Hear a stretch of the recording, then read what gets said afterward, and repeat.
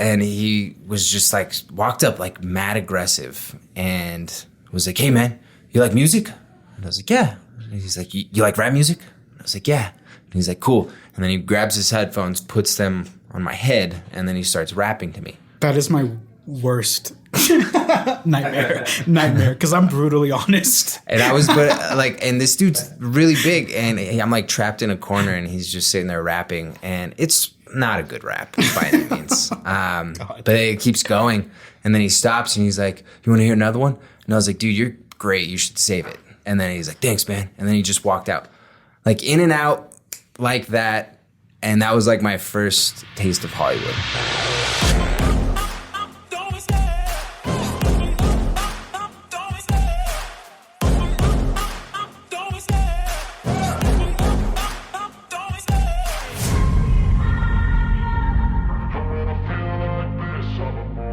Welcome back. If you're new, make sure to hit that subscribe button. Follow us on all our social media platforms. Stay up to date on what we're doing because I promise you it's going to be a lot. We are shifting gears like we had talked about in the last podcast a little bit. So we wanted to do something a little bit different and actually talk to the owner of K2 Simply Real Estate, but that's not all he is. He has a lot of ventures coming. I kind of wanted to pick your brain and talk about what you're doing. So without further ado, Kiki Salcido. Well, Rob, thanks for having me. You're very welcome. All right. So I wanted to talk to you today. We know a little bit about you, about your story. I feel like we don't know a ton about you, though, which is not great because I feel like you're going to be one of the biggest names in New Mexico eventually. Just based on what just based on what you're doing. I mean, you're doing a ton right now. Like we had talked about, we're kind of switching gears from just real estate. And on that vein, not only does Kiki own the real estate brokerage that we are currently in, but also is venturing into some different businesses as well.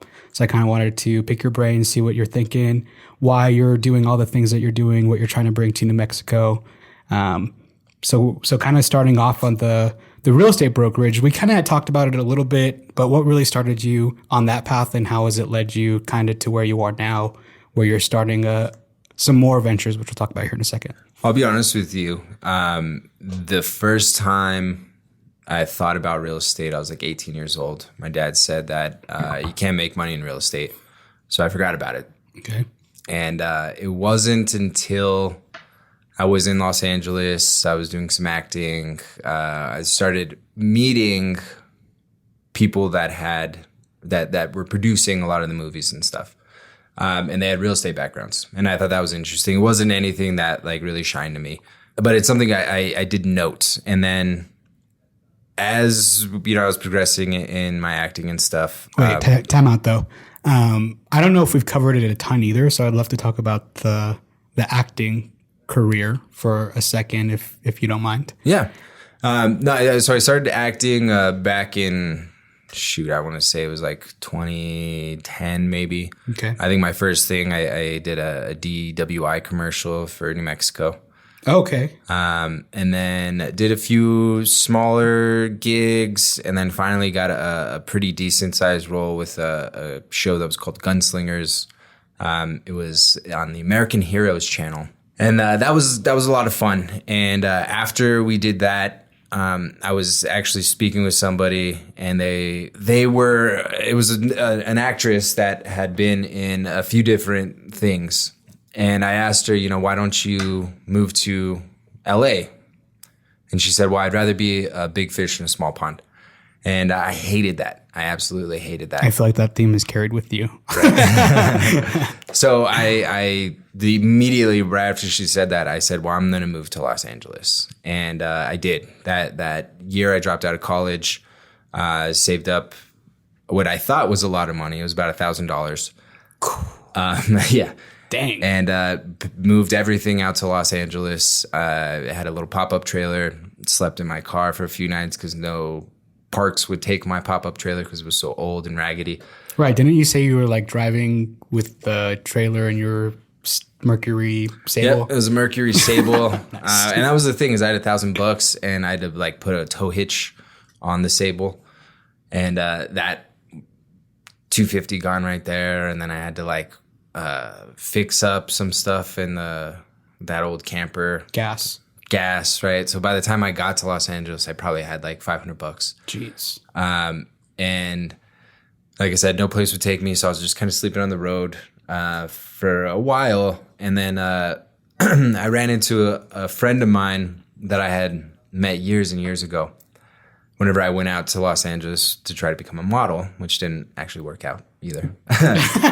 Okay. But ran into him. He was doing some cruise shows, so he had his place was available, so he let me stay in there, and that helped me out a lot. And from then, I got an agent, I got a manager, got a job at a flower shop, and just kind of went to auditions every day. Got told no every single day. Met some great people. Somehow ended up meeting my wife through the acting classes and stuff like that. So a good buddy of mine, his name, funny name. His name was Sack. Sack. Yeah, and I thought that was the most interesting nickname you could not only take, but like introduce yourself as. Like, hey, my name's Sack, and you're just like, all right. I mean, and you just kind of what a better conversation starter. Like the vibe in Los Angeles, right? I remember the first time I went out to Los Angeles, I saved up. I was living at a friend's house, stole a bike from my house, went and worked taking care of like an elderly disabled guy for a few months. Saved up enough money, got a Greyhound ticket, took my bike out to Los Angeles, lost the little screw to my bike, so my bike was useless. So I had to carry my bike for like 5 miles, so I found a bike shop. And then got this really crappy motel off of Western in Hollywood. And I remember waking up super early, like excited, like tearing out yellow pages, like circling all the agencies. Like I felt like I was doing it. And I went outside and had a cup of coffee. And this dude walked up. He's just like yoked out white dude, blue tank top, blue headphones, like very blue, very matched. He was just yoked. Were you about to get recruited, or? And he was just like walked up like mad aggressive and was like, "Hey man, you like music?" And I was like, "Yeah." And he's like, "You like rap music?" And I was like, "Yeah." And he's like, "Cool." And then he grabs his headphones, puts them on my head, and then he starts rapping to me. That is my worst nightmare, because I'm brutally honest. And I was, and this dude's really big, and I'm like trapped in a corner, and he's just sitting there rapping, and it's not a good rap by any means. But it keeps going, and then he stops, and he's like, "You want to hear another one?" And I was like, "Dude, you're great. You should save it." And then he's like, "Thanks, man." And then he just walked out, like in and out like that. And that was like my first taste of Hollywood.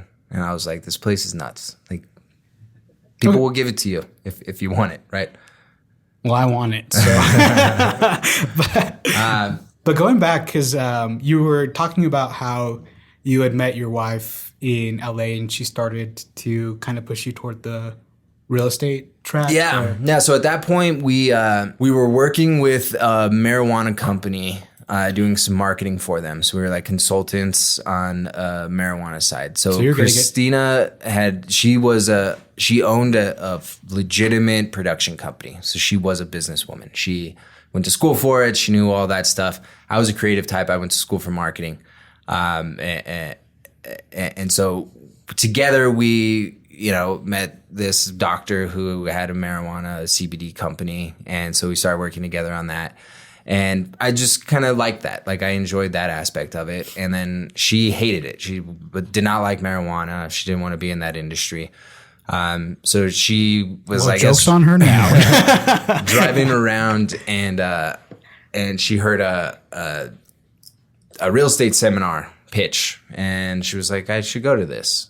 And I was like, that's a waste. They're going to take your money, blah, blah, blah. And she went. They took her money. And then she was like, "Oh, I have to have a 2-day ticket for the next seminar." And her friend bailed on her, so she forced me to come, and literally was pulling me out the door, making me come to this real estate seminar. And I sat down, and within 5 minutes, I was hooked. they opened real estate up in a way that I'd never even seen before. But kind of going back to the Los Angeles aspect of things is that I noted that a lot of producers had real estate backgrounds. And I noted that what in this seminar they were talking about is essentially like all the buckets of millionaires and billionaires and the industries that they're in. And there's going to be the real estate bucket's going to be kind of overflowing with millionaires because it's a lucrative industry. That and financial sector, great industries to be in.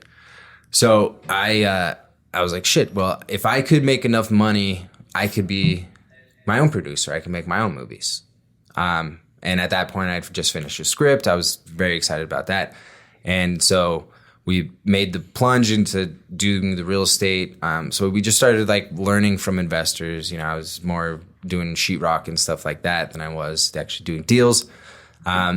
But then we finally, you know, sacked up and made an offer on a property that was burnt down. Literally 75% of it was charred to the bone. And we got outbid on our offer of, like, I think it was $750,000. Oh my gosh. We got outbidded on. And we didn't have $750,000. You know, I didn't know where we were going to come up with this money. And, you know, they always talked about OPM and all that stuff. So we realized we couldn't find $750,000 of other people's money if we didn't have a dime to our name and no experience. Mm-hmm. So, fortunately, we had to come back through New Mexico for a funeral. And as we were driving through, Christina was looking at some Zillow prices, and she was like, "Holy shit! You can buy a 1,500 square foot house for $150,000." And at the time, that was there. Right? It's crazy how the market shifted, but. And so we saw the opportunity. Literally in a month we moved out here. We were back in New Mexico a month later. Okay, and then how did you go from LA to New Mexico? Was the mindset like, hey, we're going to come here and build this empire? Did you just want to start out in real estate? Were you thinking about doing different things like investing in? So I'd always, you know, as we started doing the flipping world, right? I hated the term flipping. So I loved being a developer. So I was a residential redeveloper. I would just redevelop the development. And that was a classier term for me. So I did want to get into full development. And I saw New Mexico as a great place to start. Okay. I think the price points, the population, the growth, like all this stuff kind of just made sense as far as like a good place to get started in real estate. There is a lot of OPM out here, and there's a lot of opportunity. So what made you want to start your own brokerage though? What was the motivation there? Because a lot of people are comfortable kind of just working under a giant company, you know? Yeah, and that makes a lot of sense because you don't have to worry about all the BS that comes with ownership of that brokerage. So there's a ton of liability that comes in with it. But the reason why we wanted to create Simply Real Estate is because we wanted a brokerage for the brokers. And that was legitimately like our slogan whenever we started, was we want to make a broker for the brokerage. So we just took everything we hated, all the high fees, the shitty training, all the crap that the big brokerages had that we hated, we took that out. And then we left all the good things, the culture, that family vibe, the hungry games, that. So it was never like, the brokerage was never about becoming filthy rich. It was literally just to create something that other people could benefit out of. Okay. And just for a little humble brag for Mr. Salcido, how long ago did you start the brokerage? We started in 2019, okay. August 3rd, 2019, the day my son was born. Okay. And then since then, how many brokers from then to now do we have? And we're sitting right around 100 brokers right now. We have an office in 2 cities, opening up in another city, and then a potential in another city. So we'll potentially have 4 full offices. Okay. Oh, well, will that mean in 4, 5 I can't do math. 5 years? So the brokerage is 2.5 and we started in May of 2017 is whenever I officially was licensed and rolling. Okay. So yeah, it's been about 5 years. Okay, and then from then to now, just kind of the amount of growth. What has led you? Well, I guess we can start off again a little bit of a humble brag. Not only did you start like simply, but you also started a team, right? Mm-hmm. And that team is based out of Mesa Del Sol. For anybody that doesn't know, Mesa Del Sol is Albuquerque's biggest up and coming development right now. There's a lot of things coming to Mesa Del Sol, but I'm going to let Kiki touch on that a little bit more because he's actually a huge part of the growth. The largest master plan community in New Mexico. Okay. I believe that at this point. Okay. We're home to Netflix now. We made it their international headquarters. I'm opening up a grocery store out here. There's a few multifamily developments. Okay, but you can't just skate over that, though. That's something I do want to touch on. Yeah, Mesa Del Sol is, in my opinion, it's one of the biggest opportunities for New Mexico to kind of pop over our threshold of, sitting under 1 million population. I think it's going to be one of those big things that allows more industries to enter into New Mexico. Okay. So, but from starting the brokerage, starting the team, how did you get up to Mesa Del Sol in the first place, right? And I got to Mesa Del Sol because you have a strategic partnership here, which we didn't mention. Okay. Yeah. So strategically partnered with the master developer. Right? Yeah, with the master developer. That there's no exclusivity. It's legitimately just we believe in each other's projects and our goals, and so it's one of those things where we're going to help each other out. And I'm very blessed to have met the master developer here. But the way that I met him is actually it's an interesting thing for me. And I also just kind of don't want to skate over this point either. We'll touch on it. What? We'll touch on it. Okay. No, what is it? I just want to, again, kind of point out like the big moves that you're making. So the master developer, right, is not like a small name in the country, I would say. He's like one of the biggest people in New Mexico for sure, right? And now he's your kind of mentor, right? And that's essentially like I see him as more of a mentor. I see what he's built from where he came from, and it's a huge inspiration for any New Mexican. I mean, he's born and raised here, and he created some substantial businesses that are nationwide, international, companies. So I'm very, very, very lucky to have met him. And the funny part about it is I'm a very introverted person. I hate going out. I hate visiting with people and all that type of stuff. I know this about you, yes. And one day, a friend of mine asked me to go hang out with him at a pool. And I hate pools. I'm not a big fan of hanging out by the pool. I feel like it's a giant waste of time. But my wife really, really wanted to be by a pool. She hadn't been by a pool since Los Angeles. So we went, and my friend was with his dad. And his dad is a businessman. The entire time I knew him, never asked him what type of business he was in. But then I found out that, he was, they were a tech-based real estate, I guess, is a good way to kind of describe it. And so I met with him, and I was just asking him a ton of questions. And then he was like, well, why don't you come to breakfast with me in the morning? And I'm meeting with somebody who might be able to answer your questions a little bit better. And again, my introvert self was like, no, like I'll figure it out. Right. And that's where my mind has been my entire life is I'll figure it out.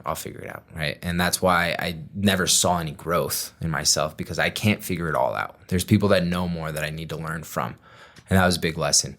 But I went to breakfast, and I had no idea who I was meeting with, didn't look up any names, no research. And I just asked all the questions. And I came from a real place, right? Nothing was engineered. I wasn't trying to get anything. It was just I had questions that I felt needed to be answered in order for me to grow and be where I wanted to be. And I think that he saw that. He saw that I wasn't asking for anything other than just the information, right? So how did you go from there to being a strategic partner? I think that's what it was. It was the humbleness of it, right? It was just the genuine, like, how do I do this? Like, how did you do that? Like, what is, right? And like taking a genuine interest in the other person. Because there's, man, like, I could imagine at that level, anytime that they get to talk to somebody, they're either being asked all about themselves, right, in like a gloating type of way, or that person's gloating to them about themselves, right? So it's no like genuine conversation of like shared interests. And I think that's what was interesting is like we did have shared interests, and I genuinely cared. He genuinely cared about this project that he was doing. I love New Mexico. I think New Mexico has so much potential. He sees the exact same thing. And, you know, me being, you know, in Los Angeles the last few years and kind of feeling those vibes and wanting to bring that here, you know, it just kind of made sense as far as that aspect of everything. Okay. And then how did he ask you did you ask to be like a strategic partner up here, or how did that play out? So I took a note from his fiance at the time, and she'd said, anytime you meet with people, make sure you send them a handwritten note afterwards. And I'd never done that because I was ignorant on that. And you have bad handwriting, so terrible. Yeah. So I did it, and I wrote, and I went. I remember I first drove to Mesa Del Sol to hand deliver it to him, and then I realized that his office wasn't here. And then I was like trying to find his office. Then I went and I like dressed all nice, like in a business suit, and like went to like hand deliver it to him. And then the receptionist was like, cool, thanks. And then I was like, all right, well, that's probably the last I'll ever talk to that guy again. And then he called about a week later and asked me and my wife to come up to the office here at the Aperture Center. And basically said, you know, I like where you guys have come from. I think you guys see the vision. You know, I'd like to, you know, offer you guys to come up here and help us grow the Mesa. And we jumped on it. It was so funny because we had just started the brokerage. We had just started the family, right? Boy was just born. And he could have chosen anybody, right? Like he has... Legitimately. I mean, there's still to this day, I mean, he gets hit up by every broker imaginable, I'm sure, right? And so like every day it's an opportunity for us to prove ourselves, and it's a day for him to fire us, right? So it's, it's one of those things where, you know, but that's one of the things why like I look up to him so much, you know. He's a businessman, and that's really what led me to all of this is I found out that I love business. I love commerce. I love helping people. I love watching things grow. I love all of it. And so to be around somebody like that who has, you know, successful businesses and with a lot of his peers that I've talked to, you know, he's very much the guy that touches something and it turns to gold, or, you know, they're able to figure out how it works. So I think to have that type of person in your life where you can, because I mean, every day we get hit with stuff that we're like, fuck. And just to see somebody that takes it and just rolls right through it. Yeah, he says, fuck this. Yeah, right. and then continues on. It's just, you know, it's empowering. It's so empowering to see people be able to navigate through life. And for so long, I always thought it was fearless, right? And I was reading some books and we're talking about fearlessness. And if you're fearless, if you're truly fearless, you're just an idiot, right? But if you're fearful and you can overcome it, then you're courageous. And so to be around somebody that's courageous is amazing. Well, I would honestly say the same thing about you. Very courageous. I mean, you're taking risks all the time.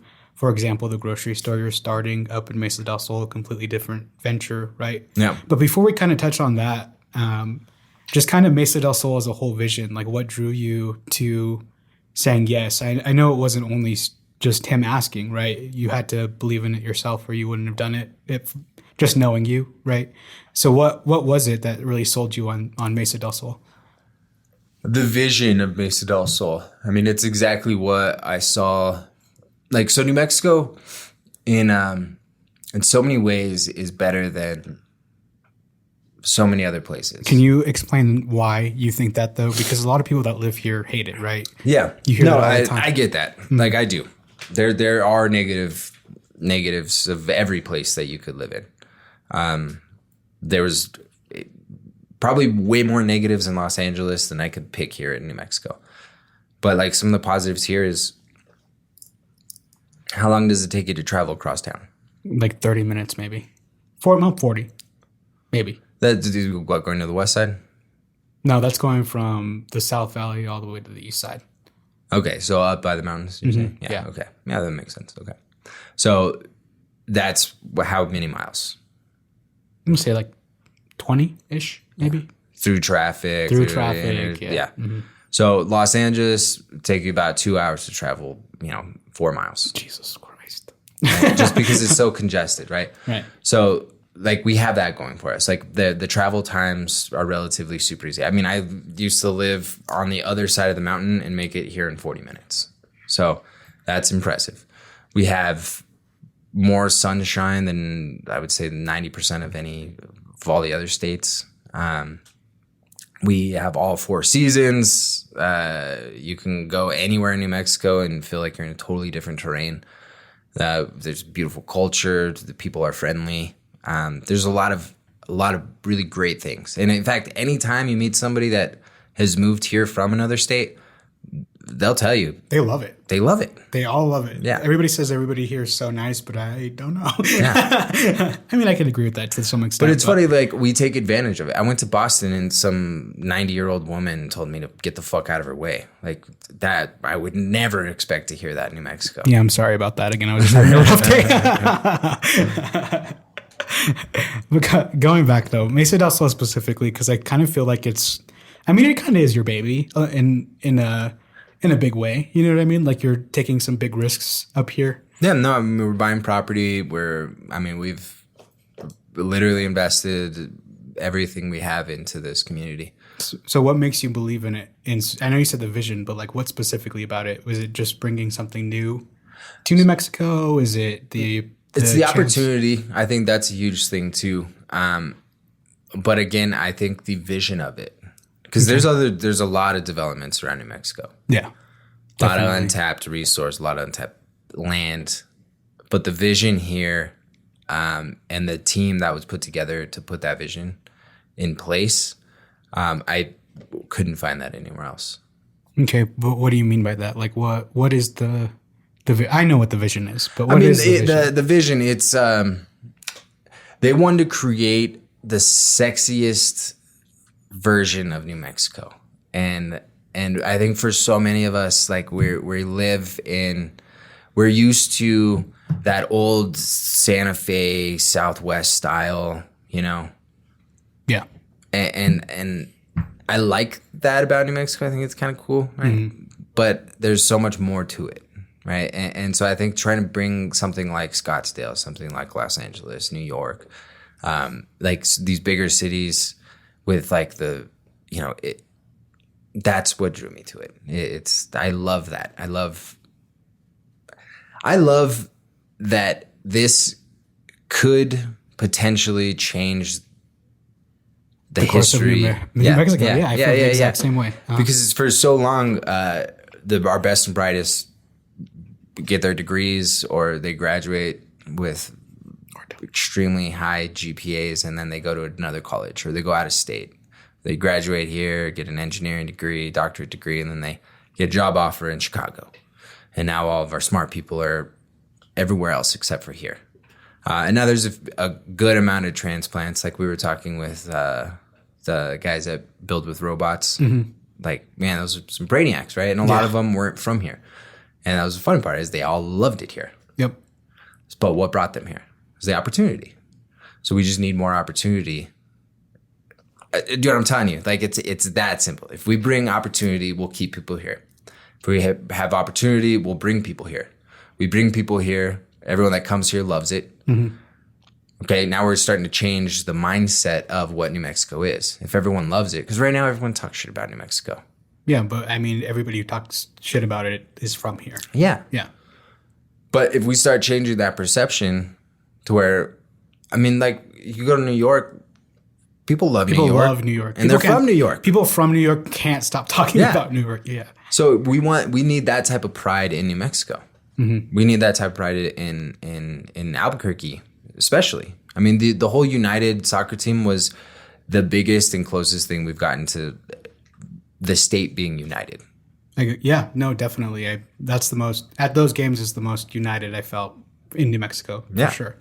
But and we're not getting the support from the rest of the community in the state to continue that. And so that's why I love Mesa del Sol. I think this is a private, no, it's not private, right? But it's a community with private funds that can make it into what it should be rather than what the state wants it to be.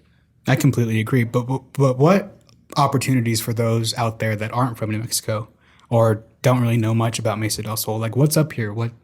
What's the future of Mesa del Sol looking like? Like, what industries are coming in? What do you foresee? I know you said it's very Scottsdale, LA vibe, but what does that mean? Like, are you bringing a bunch of retailers? So, yeah, I mean, we definitely want to have a good amount of retailers up here. Okay. Like, I know it's a planned community, but it's very different. The reason why I'm touching on it so much is because it's a very different thing for New Mexico in general. Yeah. Like, New Mexico, especially Albuquerque, isn't known for being a walkable place like LA, where you can walk downtown and have a great time, lots of things to do. Yeah. Right? We don't really have that here. Everything is kind of spread out across town for the very little things that we do have. So I think that Mesa del Sol is unique in the fact that it's not only going to be like a close-knit community, but it's going to also have like a lot of attractions. People are going to want to come up here. Yeah. So what is here that is going to make people want to come here? Well, I think the big thing, like overall, right, if we say the chicken before the egg, that whole argument, is we're going to have industry, right? We're going to have actual jobs that are going to pay. And we were talking with Estevan a little earlier about... who is our wonderful editor and director for all things that we do, Estevan Carrion. Look him up. He's great. He's our producer. Producer, yes. Bad Mama Jamma. But what is the average income of Florida? Did you find that? Median household income in 2020, $55K. Okay. $55K average. And what is that in New Mexico? I think it's like 30K. I think it's like 38 or something around there. Yeah. That vibes. Yeah. Well, but that's my point, right? Is without that disposable income, you can't have entertainment because you can't spend any money to do it, right? So you can have a Gucci shop, but if that whole community can't buy a Gucci's going out of business. I mean, I'll be there and I'll try. Right? But that's really the big thing is if we can bring in more industry, that's going to bring in higher paying jobs. That'll raise the medium income, right? Because we still have a low cost of living. But if we raise that medium income, well, there's more disposable income that can be for those types of industries, and that will help New Mexico grow. Okay. So that alone, right? We start doing that. Right? We have taxes, all that type of stuff that we hate, but it helps because we're a community. Well, that can be pushed back into the schools. And if we have better schools, what does that do? That's probably going to end up lowering our crime rate a little bit, right? People will be a little bit more smart about the way they conduct themselves in public. That's going to help a lot. Violence goes down. And then the walkability factor. Well, I can go drink at this bar and walk home. Walk to the concert. Right? So DUIs are going to go down, right? Like, so if we can just start somewhere, we can get to where we want to go, but we got to start. And I think we see so many roadblocks everywhere, from state government level to, your neighbor, right? There's always going to be problems and people that push back, but if we can just start somewhere. And that's why I think Mesa del Sol is that start. It is that initial push into the future. That's why my marketing says Mesa del Sol, where the future is the present. Beautiful. Yes. I love that. Because I, again, completely agree. But what I wanted to kind of touch on too was the fact that the big players up here are pretty big players, right? Like Netflix. We have a lot of big industries coming up here. more maybe motion picture things in the works. I don't know. Rumor has it through the grapevine. So what about that do you think is going to bring people here? Do you think we're going to actually be able to recreate the Scottsdale vibe? Do you already see it kind of happening up here? I 1,000%. I mean, it's funny because we started saying that we weren't going to talk about real estate. Okay. Here we are, real estate. Well, Medium I'm price getting point up here in Mesa Del Sol is, a lot higher than the rest of Albuquerque. So we're already starting to see trends skew upwards. The overall builds of Mesa Del Sol are completely different than the rest of Albuquerque. The type of clientele, the type of needs out here are different. So I 1,000% see within the next 5-10 years this being the place. And that's where I wanted to segue that is very much kind of how I see it too. The population out here is growing. We have all those major motion picture companies coming up here. And that kind of led you into your next venture, I think, right? Just knowing kind of the need for what's needed out here, right? Which was a grocery store. Yeah. So the grocery store, you're right. It wasn't necessarily in the plan. I love business, right? That's why I didn't shy away from the grocery store. I know, and I have a lot of faith in Mesa Del Sol. And the grocery store is just like one of those things where, it's a huge opportunity. But I thought, above that, I was just curious as to see what we could do with it. And the concept, right? Like I want to bring in something sexy, fun. What is the concept? It's like an outdoor-indoor market. Okay. So that's new. Doesn't That's new for New Mexico for sure. A ton of sense probably saying it like that, right? But like we wanted to feel like a farmer's market is the biggest pool there. And so we're taking inspiration from, little markets in Hawaii, Scottsdale, LA, Canada. There's some little, they don't call them mercados up there.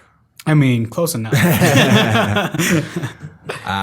We're just taking inspiration from all around, and that's honestly why I love business. Though is like I started researching about grocery stores, and the amount of innovation in the world is mind blowing. Well, that's like a radical change for you, though. That's why I brought up real estate in the first place, is because like real estate, and then hey, I'm opening up a grocery. No, and it is a radical shift.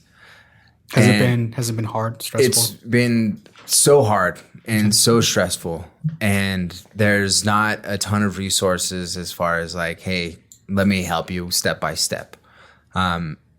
So that's been interesting. But again, like that's what's so exciting about it is the challenge every single day of can you start up a grocery store? And if you're applying for a business loan, they typically want to see experience in that type of industry.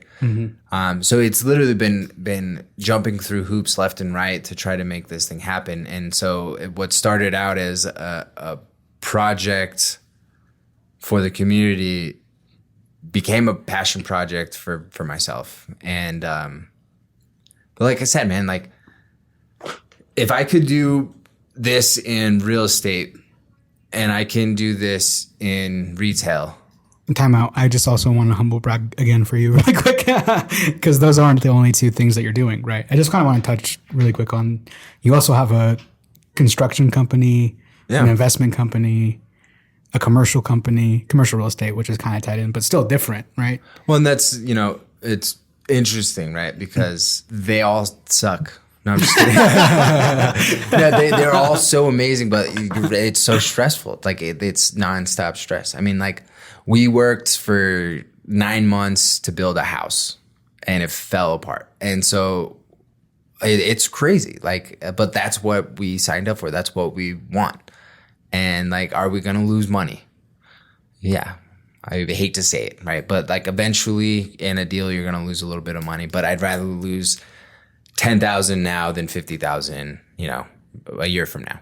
And those are the types of lessons that I'm learning as far as like timing and being aggressive with plans and stuff. So that's so fun to me.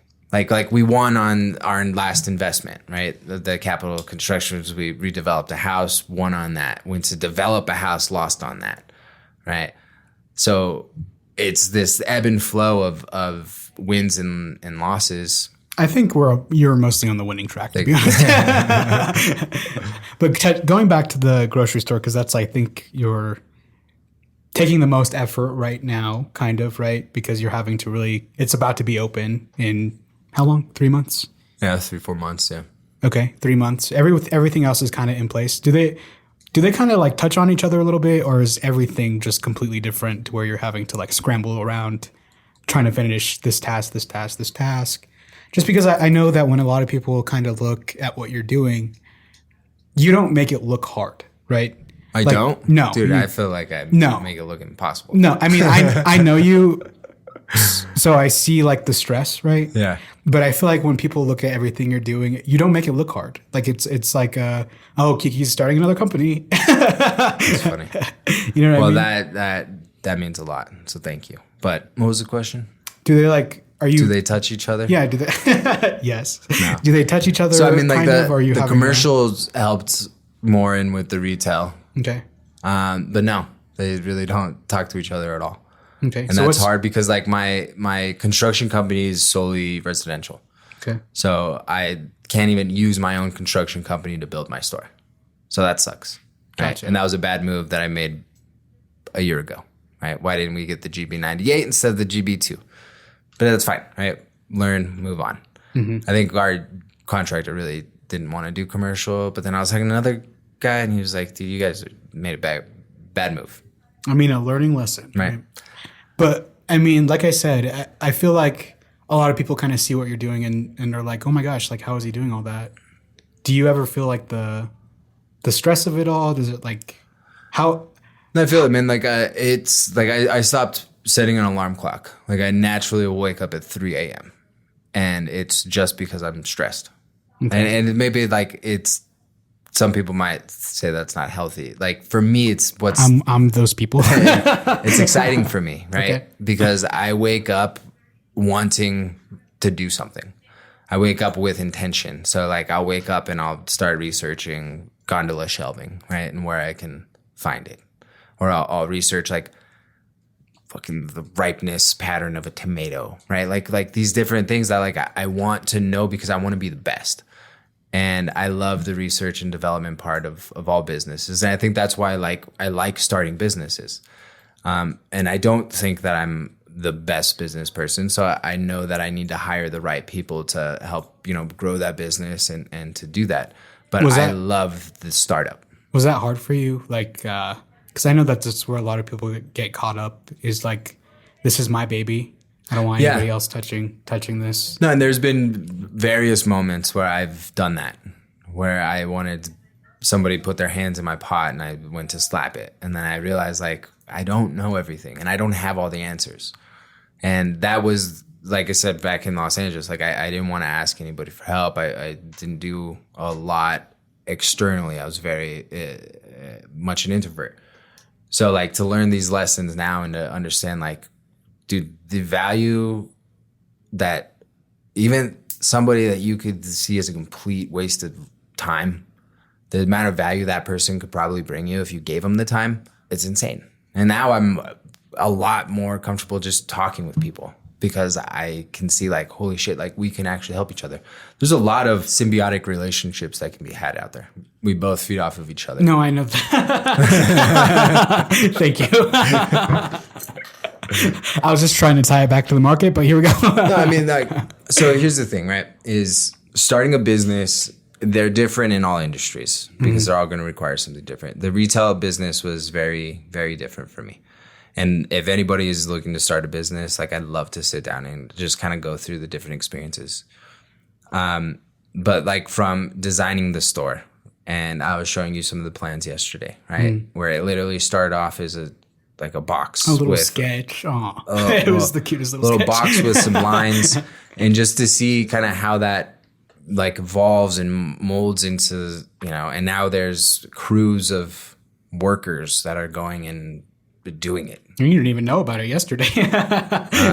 Boss moves, CEO moves. So those are like the kind of things where every day, you're just trying to move that needle forward, and then one day you look up and you're a few miles ahead, and you kind of feel like, okay, we're doing something, like we're conquering some ground, and I think that helps build you up.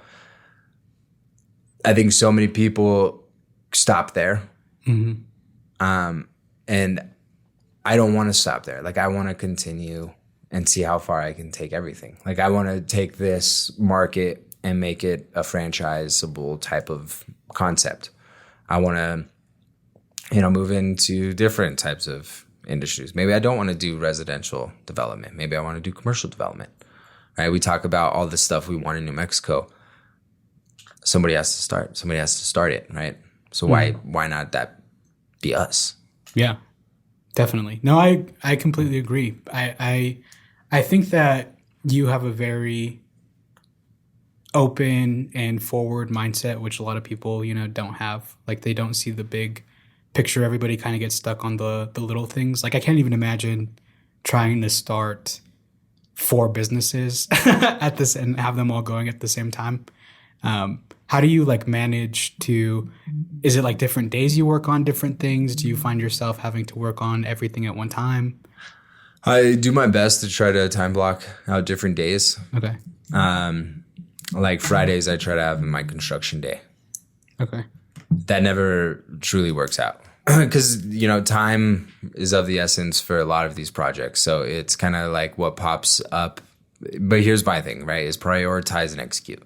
Prioritize the thing that needs to be done now versus the thing that needs to be done that's going to push the project forward. Like there's a lot of these little things, and it's so easy to get swept up and start making the wrong mistakes because I want to check my emails whenever I get an email. And that can cause a delay with another project.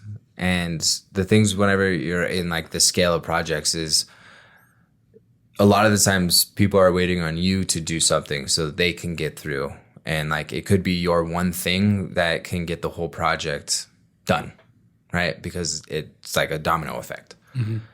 So you're facing that, and then you're also facing, well, I have clients that I need to do deals. The market's hot. I need to write up offers. I have that going.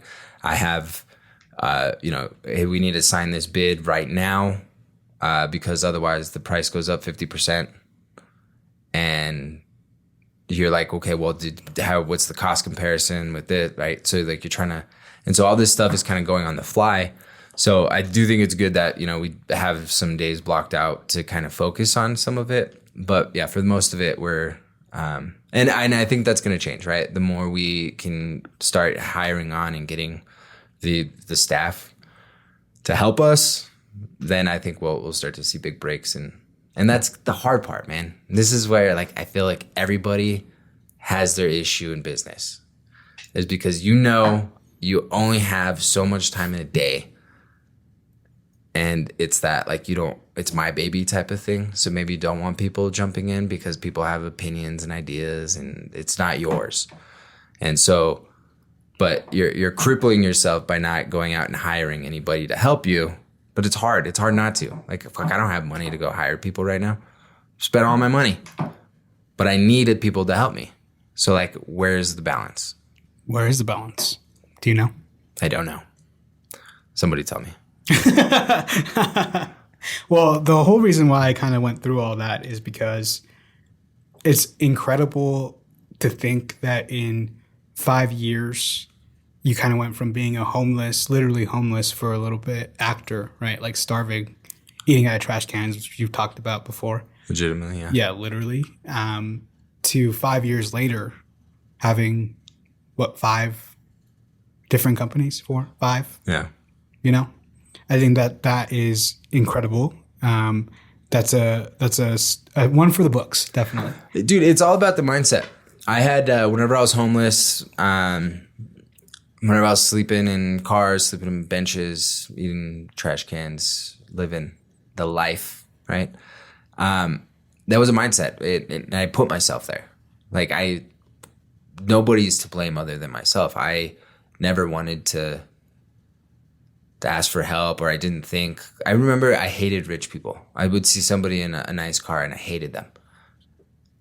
And that was just the mentality that I had. Now you're in a Porsche. No, but like now I can look at people and there's more to people than just what they're driving or what they're wearing, right? And the work that goes in behind it. And that's it, right? The work. Because so many people just see the nice watch or, the cool hairstyle and all that shit, right? But they don't see like the sleepless nights or, the stress. Like, and so like if, I don't know, at the same time, like I'm not, like, do I want a yacht? Yeah. But like, do I really feel like I can buy a yacht? Like, do I feel like I would feel comfortable buying something? I feel like you'll get there. Like maybe. I don't know. Like I can't fathom that right now. Like right now I can think about if I had $1 million, I wouldn't spend it on a yacht. I would spend it on another business, right? The other day I was driving by Joy Junction and I saw Joy Junctions is the homeless shelter, right? Mm-hmm. And I saw probably 30 kids. Dude, I fucking like teared up. It broke my heart because like, I think about that, like some dude driving around in a really nice car. And then I see these kids that are just happy to have a fucking backpack. And that's why, like, I don't think I could buy that. Like, I think I would really want to do something to help. Because it's that, dude. It's like you inspire a kid, and what can that do? Changes the world. Yeah. Yeah. I agree. And I think that that's where you differ from a lot of people, though, is and also why I think you're going to be able to have the nice car and help people. That being said, though, I've been inspired by mansions. So. Me too. I drive on Rio Grande to get mad. To get mad because I can't afford it yet. So I feel that. Yeah. But I mean, I feel like that's very different about you too. Is like you're like, I'm not gonna make money just for myself. It's like I'm gonna make money for me and everybody.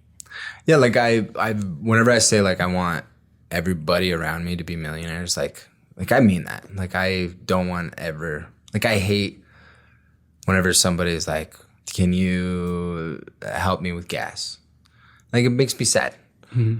But, like, I've needed help with gas. I mean, fuck, at this price point, I think everybody needs help with gas, right? But, like, it's that. Like, I don't, like, if you're helping me in any way, like, you're going to fucking eat. Like, that's the mentality that I have. Yeah. And I really appreciate that about you for sure. Because a lot of people will say that, but I feel like you really mean it. And I think that a lot of people see that in you, mm-hmm. Even you're a mentor, and I think that is such a different mindset for people to have because even he was like, I don't want you to be a jerk. You know what I mean? Well, it's that whole pay it forward mindset. Right. Right. And they understand if they help me and they do it in the right way, that I'll help somebody else and I'll do it in the right way. Mm-hmm. And like the successful people, the true successful people that I've met have that mindset. I think that's worth everything. Man, like just to be around people that don't want you to fail. Because there is that. Everybody wants to see you do good, but not better than them. Mm-hmm. And I feel like a lot of these guys want you to beat them. Like they want, like they. I feel like that's you too. I feel like I want, yeah. Like I would never. It's funny because like I was listening to, I think it was Green Lights. Whenever they were like, somebody is always going to be better than you, and he's like, well, Mom, sometime or at some point somebody has to be the best, right? And I feel like they're the best in their industry, but they want people to come up and beat them because they enjoy the competition, they enjoy the innovation, and that's what I enjoy too. So, well, truly inspirational, I would say. No, really though. I mean, again, just coming from where you were 5 years ago to starting your own businesses now, top 1% team in New Mexico for a real estate side. I mean, your grocery store undoubtedly is going to be successful. It's the only one up here. Not only that, it's a great concept. You have your construction company who is going to start building many houses, even on your street. We'll see, hopefully, fingers crossed. And then you have your investment company which is also going to be doing some big things. I was going to say, but never mind. We'll keep it on the low for now. Yeah. But I mean, truly incredible, really just showing people that you can go from nothing to being able to eventually help a lot of people, which I think is super, super cool. Well, and I want to see, let's talk in 10 years, right? Let's see where things have gone. I really see things just exponentially taking off for you. I really do. Just even based on the past 5 years, like I said, what you've done and been able to create in the last 5 years is something people can't even fathom in a lifetime. And all of those things from base to now, just the growth in all of those things, I would say is inspirational. I really don't know a better word for it. Well, dude, I do appreciate that. I will say that setting goals, like a 5-1, 3-5-year plan, I'd say that has helped tremendously. Because, the plans are going to shift and things, but, I had a goal to get to. And so every day I was working towards that. So I think that's helped a lot. So for anybody, just set that 1-year goal and then go from there. Would you say that's your biggest piece of advice for anybody trying to kind of start their own, carve their own path? My biggest piece of advice is, and don't sue me for this, right? But you have to be willing to risk it all. High risk, high reward. Yeah. Yeah. But again, with that, it comes with that mindset. You need a positive mindset and you need a good work ethic. But if you're willing to risk it all for that and you believe and you have the passion, you're not going to fall. And if you do, you're going to get back up. I mean, it happens. But you got to be willing to put it all on the line, as they say. Well, wise words from a wise man. Thank you so much for taking the time to be on the podcast. Yes, no, thank you, Rob. I appreciate you stopping in and taking the time to interview me. It feels good to have some recognition. It feels good to have people like you on our team to help kind of push this project forward. Thank you, Estevan, for hanging out. No. All right. Well, thank you so much for tuning in. Please follow us on all of our social media platforms linked below. Also check out Estevan, our producer. He's also linked below in the description. Make sure to stay tuned because we do have some pretty big stuff coming. Not only the grocery store, not only all the developments up here in Mesa Del Sol, but a lot more I can promise you that you're going to want to check out here in the next 10 years. Also, next episode, tune in. We are going to be interviewing a Hollywood producer, Mr. Michael Jones, Silver Heart Productions.